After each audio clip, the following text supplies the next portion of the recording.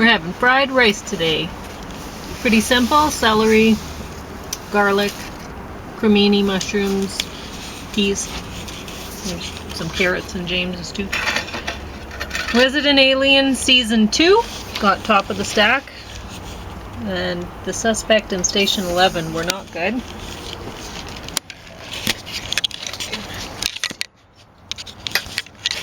Oh, there we go. So, I can't really give a complete sort of review of Resident Alien Season 2 because, unfortunately, my DVD player is old, and I think that's why. So the two of the 4 discs didn't play.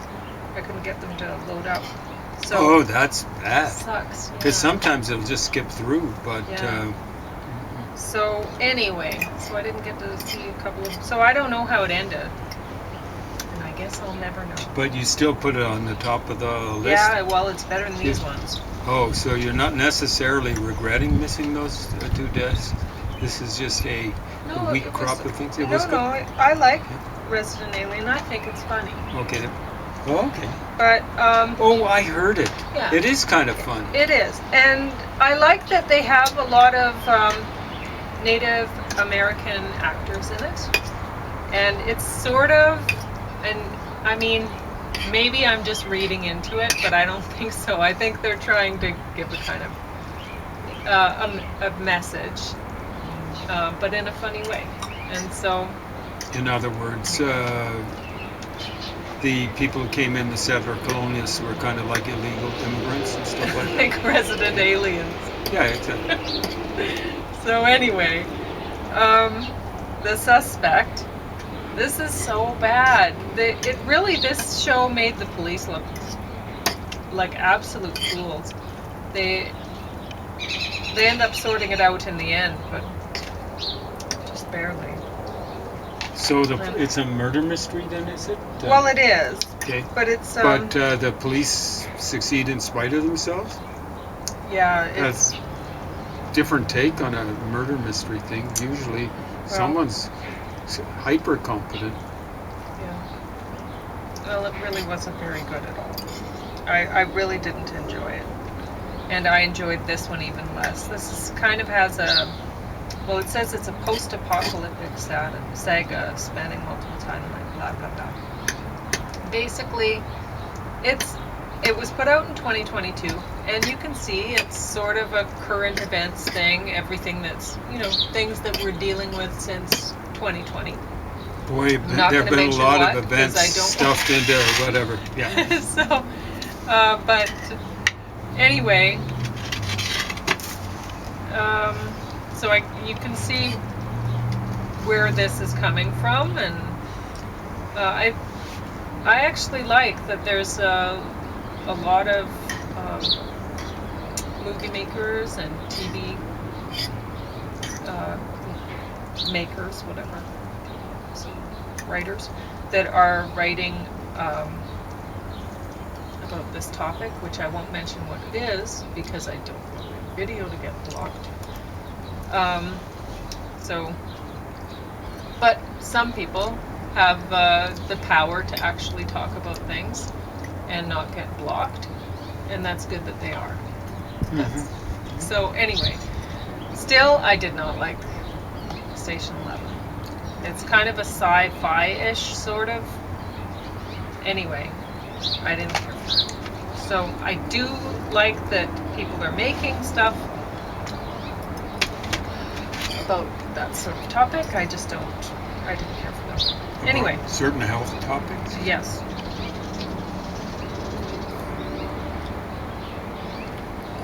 It's good they're not getting censored. Yeah. So you're up. Censorship going on these days. I was hearing about some dumpy place where they took sex ed books off the shelves in a library. Oh, that was too offensive, was it? Well, it was for kids, maybe for teens. I think they should be maybe put in a separate section so parents can. A lot of parents wouldn't want their kids just wading into some of this stuff without the Yeah, parents' approval. there was one at our public library. Well, it wasn't it was the school library, the high school library, that had pictures of sexually transmitted diseases. And people should see those things. Like, so anyway, I looked at that and it's like, oh my gosh, yeah, I love that. But anyway, I guess some parents might not want their kids to see that, but that's the way to scare them straight.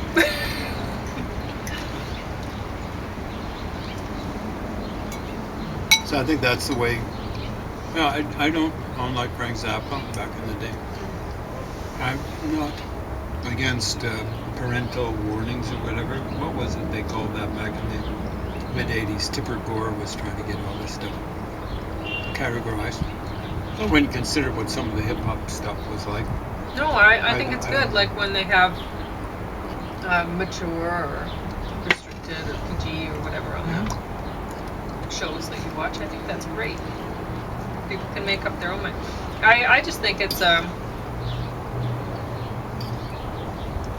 I mean, sometimes they do explain a little bit more about, like, due to graphic violence or whatever, right? Because sometimes people might not want to see violence ever.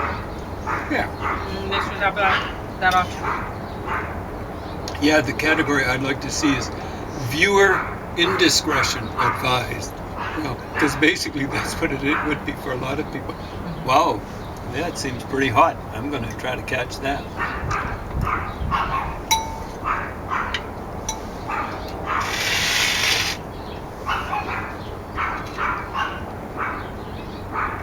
Looks like it's another Gordon Lightfoot day. Yeah, I didn't get it done yesterday, so I just wanted to finish this up.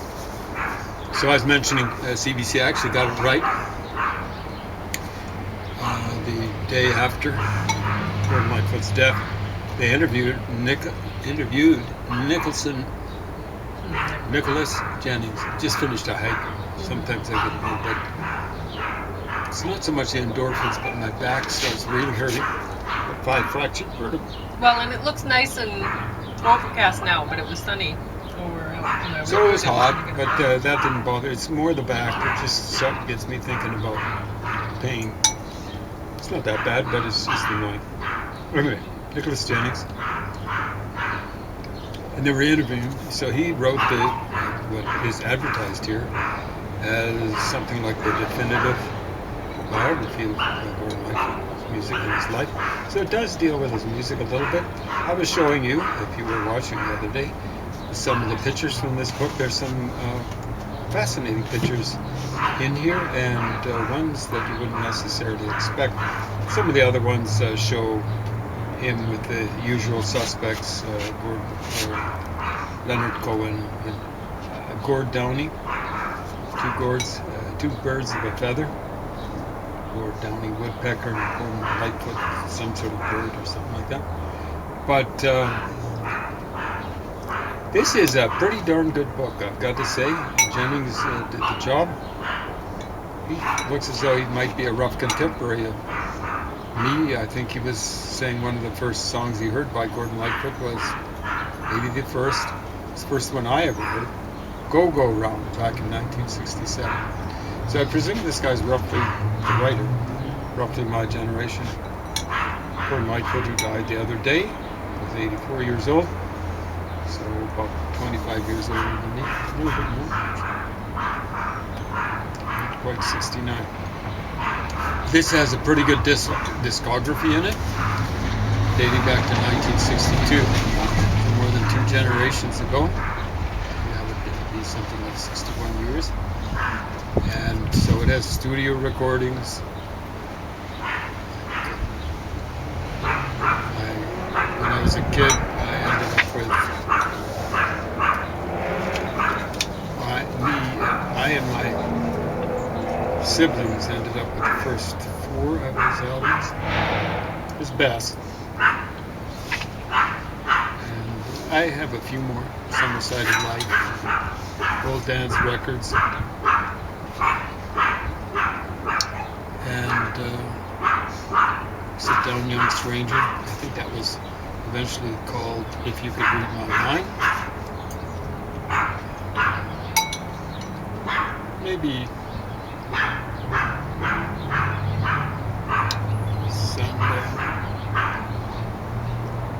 sometime brief. No, I think that's about all. And I wouldn't mind having others. The guy was, I liked although there wasn't much variety in instrumentation. For example, it wasn't until late in his, relatively late in his career that he would have any sort of a drum on his record, or drums. So a little bit, the instrumentation is a bit drab. Good guitar picking, but there's only so much you can do with a couple of guitars and a bass. I presume a stand-up bass or whatever. But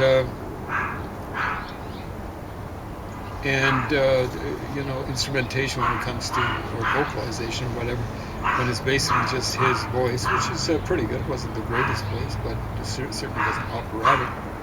It's certainly better than Frank Sinatra, shall we say. Frank Sinatra's voice. So he could have done more in terms of harmonies, maybe even counterpoint. That would be a little bit much to ask in rock and roll. But the only one who really did that, any sort of consistency, was Brian Wilson. At least back in the day. Brian Wilson with the Beach Boys, and later on solo. But good discography from what I can tell. Some notes here. Not many. I think there's a bibliography as well. Yeah, there's a bibliography. It's not much, but several pages. A little more than 3 pages, so that's good. It's not as though Gordon Lightfoot is a heavy academic subject where you'd get a huge bibliography. So, good Canadian subject. Don't pay money for this, but unless you can get it used. Or get it out of the library, whatever, if you're the least bit interested. The thing I liked about Gordon Lightfoot is generally good variety in terms of tempos and time signatures. One of the only guys outside of John Lennon who in the modern era wrote decent 3/4 time stuff. Lennon, I think, was a little bit better than Lightfoot. You want to know what I'm meaning? Check out on his third album, I think it is. 1968. So the song is called Pussy Willows, Cattails. It's got some good lyrics based on observation of nature, and it's on 3/4 time. These years it might be very slow 6/8 time, but what I call triple rhythm. He does a great job. Most people just cannot do 3/4 time. Lennon was awesome. Almost every time he did 3/4 time, like the verses of Lucy in the Sky with Diamonds. He did 9/8 time for Dig a Pony. You Gotta Hide Your Love Away. Early, I think that was 1965.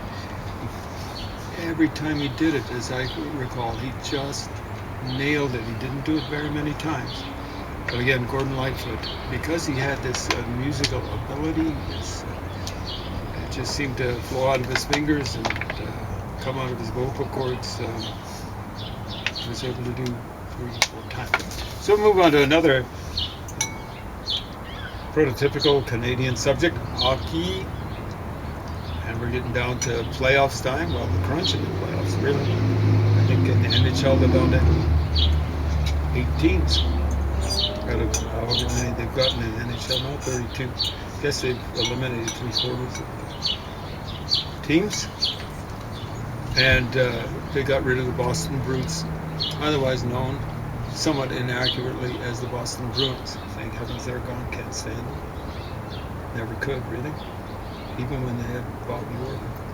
They kind of like Derek Sanderson, a chippy little individual back in the day. And Bobby Orr was, looking at highlights. And I will watch the highlights. He's kind of like a joy to watch. At any rate, Bobby Orr was part of this team, but he never got to play. He'd gone through some surgery early in the summer, the off season, 1972, and he was trying to get his knee rehabilitated in time to play. I believe it was in September, largely the whole month of September, and they started their training season in August. Team Canada did. The Russian hockey team started their training the year before because they just were, they stayed in shape all the time. That's good, especially when they were called themselves amateurs, but they were ultimate professionals. In other words, they were paid by the state to basically serve as a propaganda means for the Soviet system. And I'll show you a few of the pictures here. There's some pretty nice pictures, revealing pictures. So here's Jacques Plante, the greatest goaltender possibly to ever play the game. He's the guy who invented, apparently, the mask, and he's showing off his current mask then. I'm not sure if Jacques Plante was playing then. He's a very intelligent guy, not just a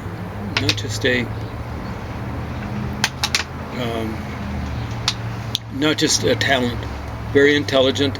He came up with a lot of he really smoothed out the way you did stand-up goaltending, and fall-down goaltending should be discouraged. Smothering the puck, for example, the way goaltenders do now, should be made illegal, especially when the puck is on the ice. If the puck's high up in the air and they catch it in the catcher or something like that, that should be okay. But smothering on the ice, that should be a penalty, 2-minute penalty for goaltenders. Anyway, there he is with Vladimir. Is it Vladimir Terti? Vladislav Tretiak. Sorry, Vladislav, if you're still alive. So one of these days I'm going to review his biography with a foreword by, I believe it's a foreword by Gretzky, and so it's done, I think, sometimes in the 80s, and Tretiak is so smarmily dismissive of all sorts of things, Canadian hockey, smarmily dismissive of capitalist politics and all this sort of stuff, to kind of channel Hunter S. Thompson. Of course, Hunter S. Thompson would write that. I think it was in lowercase. Yeah, right. That's basically what he's saying. So here's Justin Trudeau's papa. Back in the day, this is before the first game. Little did he know how bad that first game would go. 7-3. Now here's Frank Mahovlich getting ready to set up the first goal. Canada scored the first 2 goals, but they were not ready. The second game, Canada won 4-1, and that was in Toronto, I believe. And here's the guy who was the hero of that game, or at least one of the heroes, Pete Mahovlich. He just undressed this idiot. Is it Paliukin, or what was his name? Paliudukin? Just got to check the name here. 26. Palyadev just undressed him and his defensive mate, and then he undressed Tretiak. That's one of the great goals, not just because it was great moves, but because of when it occurred. It was, I believe, a short-handed goal. It's pretty impressive. Here's most of the Canadians, when they went over to Moscow, they played the first 4 games in Canada, and then the last 4 games in Moscow. Most of them really didn't know what to do there. Red Berenson, here he's taking some films. He actually had some sort of education, I believe. Ken Dryden had education at Cornell University, one of the 8 Ivy League universities in the United States, and by extension in the world. He's probably there on a hockey scholarship. So that's, I believe, St. Basil's Cathedral in Red Square. Been there, done that myself, but Ken Dryden's getting a little bit of culture, and you might as well when you're there, when in Rome, as they say. Here's Bobby Clark.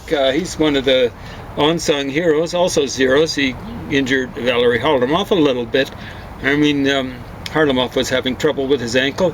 He didn't perform that well. I don't think he played in Game 7 and didn't perform that well in Game 8. Guess what? Serge Savard only played 5 games in the series. I think he missed 2 games with an injured ankle too. And Serge Savard was awesome. Well, Valery Harlamov is dead now. He died in about 1980 in a bad car accident. His wife was driving, and I think they both died. Valery Harlamov was a little bit overrated back in the day. So here's Paul Henderson after scoring the goal. Here's another unsung hero, Yvon Cournoyer, hugging him. Cournoyer kept the puck in. Who's this Lyapkin?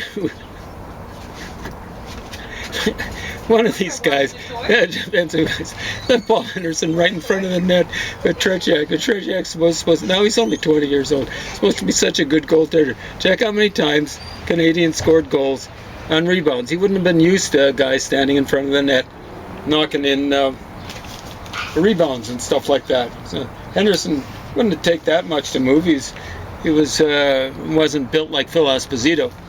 Even defensemen in the NHL had trouble moving Esposito out of the slot. Esposito had an awesome series, and one of the reasons was the Russians weren't ready to move a big load like Esposito out of the slot in front of the goaltender. So here's some guys. These guys are largely heroes. Tony Esposito, Brad Park, Stan Mikita. I think that's Big Phil Esposito.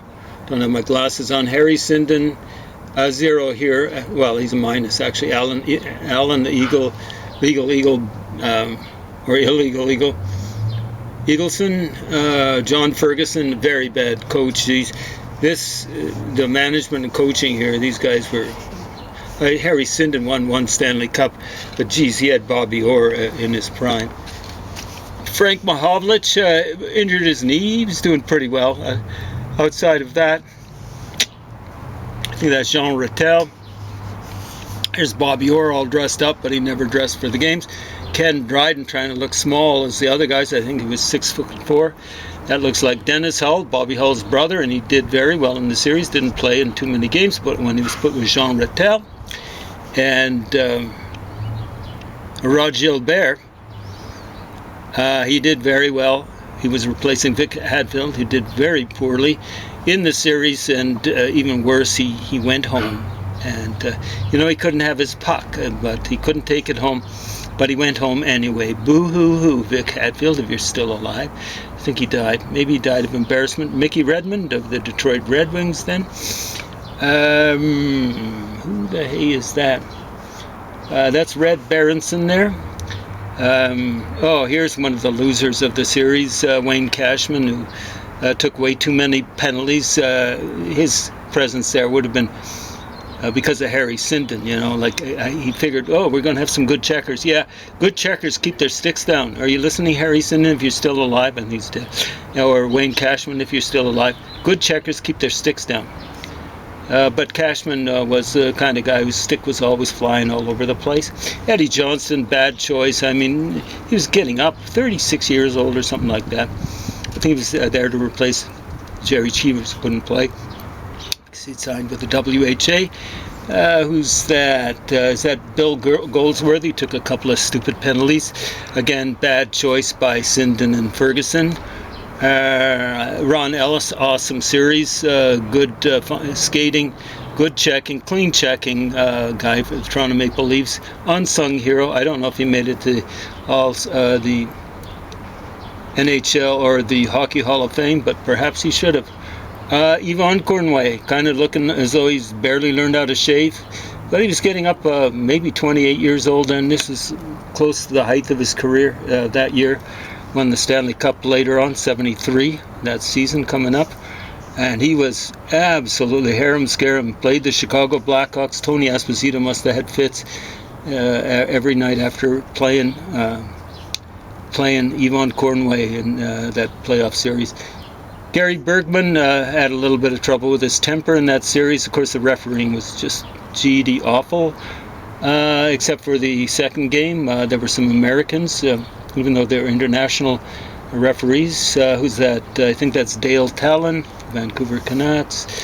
I think that's Bill White, very effective defensive defenseman, and along with Pat Stapleton, I think they were the top defensive plus minus players for Team Canada. Not the kind of people you'd expect. You'd expect someone like Brad Park. Where's old Brad? Well, we'll see him if we haven't seen him yet. Pete Mahovlich, that might have been the height of his career. He did pretty well with the Canadians when he was paired up with Guy Lafleur. Serge Savard, awesome series, even with his injured ankle. Awesome series. I don't think Canada lost when he was in the lineup. Very fast leader. He was very smooth.